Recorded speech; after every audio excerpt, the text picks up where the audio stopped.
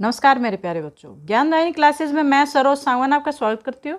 बच्चों, आज की हिंदी क्लास में हम 12th क्लास की हिंदी बुक आरोह भाग 2 के पार्ट 5 शहर स्वीकारा है के एमसीक्यूज करेंगे, यानी कि बहुविकल्पीय प्रश्न उत्तर करेंगे।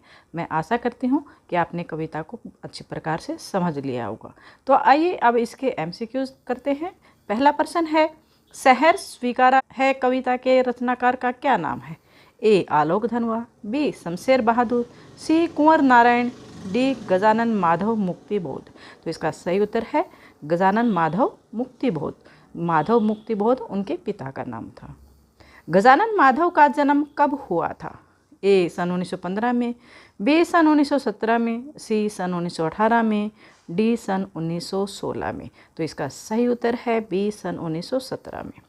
गजानन माधव का जन्म कहाँ हुआ था? ए ग्वालियर, बी इंदौर, सी उज्जैन, डी भोपाल। तो इसका सही उत्तर है ए ग्वालियर। गजानन माधव की मृत्यु कब हुई थी? ए 11 सितंबर 1965 में, बी 11 सितंबर 1964 में, सी 11 अक्टूबर 1964 में, डी 11 सितंबर 1966 में। तो इसका सही उत्तर है 11 सितंबर 1964 में। गजानन माधव की मृत्यु कहाँ हुई थी? ए ग्वालियर, बी भोपाल, सी दिल्ली, डी लखनऊ। तो इसका सही उत्तर है सी दिल्ली। गजानन माधव ने अपनी जीवन की यात्रा के प्रारंभ में क्या कार्य किया था, यानी जीविकोपार्जन के लिए उन्होंने क्या कार्य किया था? ए व्यवसाय, बी पत्रकार का, सी शिक्षक का, डी किसान का। तो इसका सही उत्तर है सी शिक्षक का कार्य किया था उन्होंने। गजानन माधव ने स्नातकोत्तर की परीक्षा कहाँ से उत्तीर्ण की थी, यानी कि एमए की परीक्षा कहाँ से पास की थी उन्होंने? ए दिल्ली विश्वविद्यालय से, बी लखनऊ विश्वविद्यालय से, सी नागपुर विश्वविद्यालय से, डी इलाहाबाद विश्वविद्यालय से। तो इसका सही उत्तर है नागपुर विश्वविद्यालय से। गजानन माधव ने किस पत्रिका का संपादन किया था? ए नया जीवन, बी नई समस्या, सी नई ऊर्जा, डी नया खून। तो इसका सही उत्तर है नया खून। शहर स्वीकार है कविता का क्या अर्थ है? ए खुशी से स्वीकार करना, बी दुखी होकर स्वीकार करना, सी मजबूरी में स्वीकार करना, डी इनमें से कोई नहीं। तो इसका सही उत्तर है खुशी से स्वीकार करना। कवि ने किसे शहर स्वीकार किया है? ए जीवन की सभी चीज़ों को, बी जीवन की विलासितापूर्ण चीज़ों को, सी जीवन की केवल काम आने वाली चीज़ों को, डी ये सभी विकल्प। तो इसका सही उत्तर है जीवन की सभी चीज़ों को।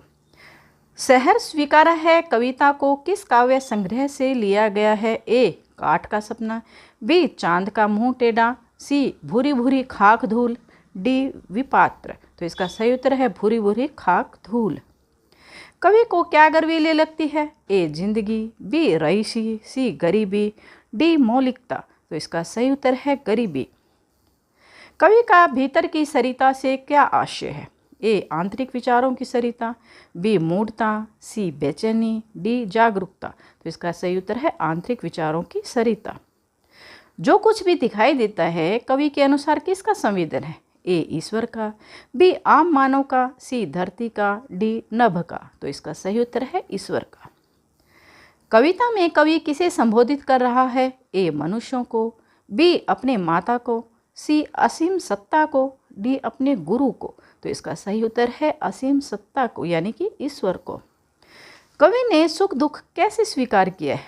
ए दुखी भाव से, बी सहर्ष भाव से, डी आधे मन से, डी अनमने मन से। तो इसका सही उत्तर है सहर्ष भाव से। शहर स्वीकारा है कविता में किस भाव की प्रधानता है? ए उत्साह, बी विनय, सी आक्रोश, डी ओज। तो इसका सही उत्तर है विनय। कवि ने जीवन में क्या संचित किया है? ए असीमित चीज़ें, बी गैर जरूरी चीज़ें, सी मनचाही चीज़ें, डी मूलभूत एवं अनिवार्य चीज़ें। तो इसका सही उत्तर है डी मूलभूत एवं अनिवार्य चीज़ें, यानी कि जो जरूरी थी वही उन्हीं चीज़ों का उन्होंने संचय किया है। कवि को गरीबी कैसी लगती है? ए नीरस, बी गर्वीली, सी व्यर्थ, डी जीवन नाशिनी। तो इसका सही उत्तर है गर्वीली। गर्वीली गरीबी में गर्वीली क्या है? ए क्रिया, बी विशेषण, सी संज्ञा, डी सर्वनाम। तो इसका सही उत्तर है विशेषण। कवि सुख दुख की अनुभूति में किसका अदृश्य संवेदन मानता है? ए प्रकृति का, बी प्रेयसी का, सी ईश्वर का, डी जगत का। तो इसका सही उत्तर है ईश्वर का। निम्नलिखित में से कौन सी रचना गजानन महादुख की है? ए काठ का सपना, बी चांद का मुंह टेढ़ा, सी सतह से उठता आदमी, डी उपयुक्त तीनों। तो इसका सही उत्तर है उपयुक्त तीनों। कवि ने किससे कहा कि मैंने जीवन में सुख दुख को सहर स्वीकार कर लिया है? ए अपने मित्रों से, बी अपने परिवारजनों से, सी अपने इष्ट देव से, डी अपनी पत्नी से।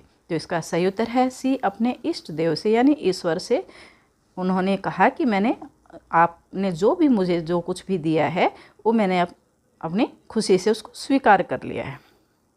कवि ने अपने प्रिय प्रभु की समानता किससे की है? ए चांदनी रात में मुस्कुराते चंद्रमा से, बी प्रातःकालीन अरुणाभ से, सी लहराते जल से, डी टिमटिमाते तारों से। तो इसका सही उत्तर है ए चांदनी रात में मुस्कुराते चंद्रमा से। कवि किससे भयभीत है? ए वर्तमान से, बी भविष्य से, सी अतीत से, डी जीवन की परेशानियों से। तो इसका सही उत्तर है बी भविष्य से। कवि के अनुसार जो कुछ भी मेरा है वह तुम्हारे लिए क्या है? ए तुम्हारा है, बी न्यारा है, सी प्यारा है, डी पराया है। तो इसका सही उत्तर है सी प्यारा है। कवि के प्रिय को उनका क्या क्या प्यारा लगता है? ए गर्वयुक्त गरीबी, बी गंभीर अनुभव, सी विचार वैभव, डी ये सभी विकल्प। तो इसका सही उत्तर है ये सभी विकल्प। सहर स्वीकारा है कविता में कवि ने अपनी प्रियतमा के चेहरे की तुलना किसके साथ की है? ए कमल से, बी चांद से, सी आकाश से, डी तारों से। तो इसका सही उत्तर है चांद से।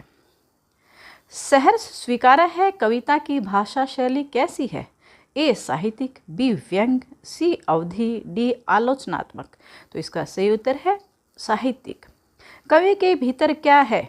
ए सांसारिक उलझने, बी स्मृतियाँ, सी मीठे पानी का झरना, डी आत्मचिंतन। तो इसका सही उत्तर है मीठे पानी का झरना। कवि को पाताली अंधेरी गुफाओं में किसका सहारा प्रतीत होता है? ए आत्मशक्ति का, बी अदृश्य शक्तियों का, सी विशिष्ट सत्ता का, डी पाताल वासियों का। तो इसका सही उत्तर है विशिष्ट सत्ता यानी ईश्वर का। पाताली अंधेरी गुहाओं में विवरों में यहाँ विवरों का क्या अर्थ है? ए शिविर, बी गुफा, सी बिल, डी बादल। तो इसका सही उत्तर है बिल। कवि ने ऊपर तुम की तुलना किससे की है? ए आकाश से, बी सूर्य से, सी चंद्रमा से, डी नक्षत्रों से। तो इसका सही उत्तर है चंद्रमा से। कवि भीतर की सरिता के माध्यम से क्या कहना चाहता है? ए कविता के भावों का पवित्र होना, बी सरिता में मिलकर सब कुछ पवित्र होना, सी हृदय में उदित भावों का पवित्र होना, डी ये सभी विकल्प सही हैं। तो इसका सही उत्तर है हृदय में उदित भावों का पवित्र होना। बदलती सहलाती आत्मीयता कैसी आत्मीयता है? ए संदेशपूर्ण, बी संवेदना देने वाले, सी विचार प्रदान करने वाले, डी पीड़ा देने वाले। तो इसका सही उत्तर है संवेदना देने वाली। कवि को किससे सबसे अधिक प्रेम है? ए माता से, बी पिता से, सी भाई से, डी अनजान रिश्तों से। तो इसका सही उत्तर है अनजान रिश्तों से। कवि किस अपराध के लिए दंड मांगता है? ए गलत कार्य करने के लिए, बी ईश्वर को भूलने के लिए, सी कोई कार्य न करने के लिए, डी सबसे झगड़ा करने के लिए। तो इसका सही उत्तर है ईश्वर को भूलने के लिए। कवि के अनुसार भूलने का दंड किस रूप में स्वीकार करना चाहिए? ए दंड के रूप में, बी आलोचना के रूप में, सी पुरस्कार के रूप में, डी प्रोत्साहन के रूप में। तो इसका सही उत्तर है पुरस्कार के रूप में। कवि को कैसी आत्मीयता सहन नहीं है? ए संवेदना देने वाली, बी संवेदना से रहित, सी समझाने वाली, डी विचारात्मक। तो इसका सही उत्तर है संवेदना देने वाली। कवि की आत्मा कैसी हो गई है? ए शक्तिशाली, बी कमजोर व अक्षम, बी भाव शून्य, डी पीड़ा से भरी हुई। तो इसका सही उत्तर है कमजोर व अक्षम। भीतर की सरिता का क्या अर्थ है? ए अशांति, बी मनोभाव, सी क्रांति, डी नदी। इसका सही उत्तर है मनोभाव।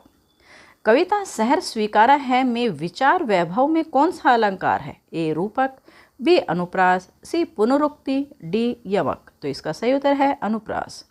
कविता में वर्णित वैभव का क्या अर्थ है? ए संपत्ति, बी प्रतिष्ठा, सी व्यवसाय, डी गरीबी। इसका सही उत्तर है संपत्ति।